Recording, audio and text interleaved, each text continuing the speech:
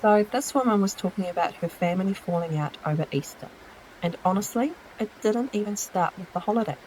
It started weeks before. Her stepdaughter, May, is deaf. She uses ASL, can lip read a bit, but mostly sign. And apparently at some point, May just kind of said that she doesn't like family gatherings. Not like a blow up, just matter of fact.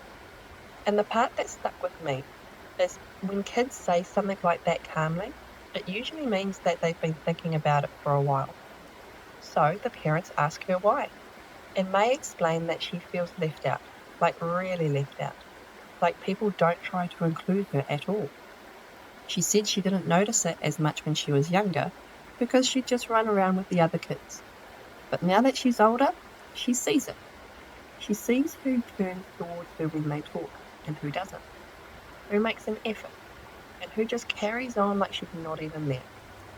And I don't know, but that shift from being too young to notice to suddenly being very aware of it, that's a rough one to process because nothing changed except her ability to see it clearly.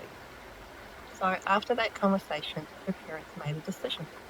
They said, okay, if we're hosting events at our house going forward, we're only inviting people who are willing to make some kind of effort to communicate with May. Not perfection, not fluency, just effort. Learning a bit of ASL, facing her when they talk so that she can lip read, slowing down, and just including her in conversation. Basic things. The kind of things you'd think that you wouldn't need to spell out. And they didn't spring this on people. They told everyone weeks before Easter, gave them time, explained why. And here's where it gets a little unhinged, because some people got it immediately. Her sister, niece and nephew, her mum, they were like, yeah, that makes sense and we'll do better. Even her brother-in-law admitted he'd never really thought about it that way before and said he'd try. So clearly it wasn't an impossible task. But then there were others, her dad, her brother, some of May's uncles, an aunt, and apparently they were not okay with it. Like really not okay. Complaining, pushing back, acting like this was some huge inconvenience. And I kept thinking, you're being asked to make a little bit of effort to include a child in your own family. And that's where the line is. So Easter comes, and they stick to the plan. Only invite people who actually made the effort, or at least showed that they were willing to try. And May had a good day, like genuinely good. She felt included, talked to, and a part of things. And honestly, that alone kind of answers the whole question. But of course, that's not the part the rest of the family focused on, because afterwards there was backlash. Apparently, since they usually host, bigger house and all, some people just didn't make other plans. And one of the messages she got from her brother said, I look forward to the once a year that I get to have ham, but because you wanted one person's problem to be everybody's problem, I didn't. Now just sit with that for a second. One person's problem, that problem being a child in your family not being included. And instead of thinking, maybe I should have tried a bit harder, the issue becomes that you didn't get ham. It's such a strange trade-off when you actually look at it. Like, we're weighing a child feeling invisible in her own family against someone missing a holiday meal.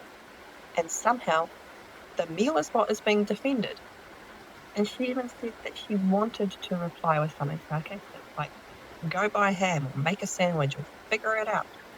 But she didn't, which honestly probably took more restraint than anything else in this whole situation.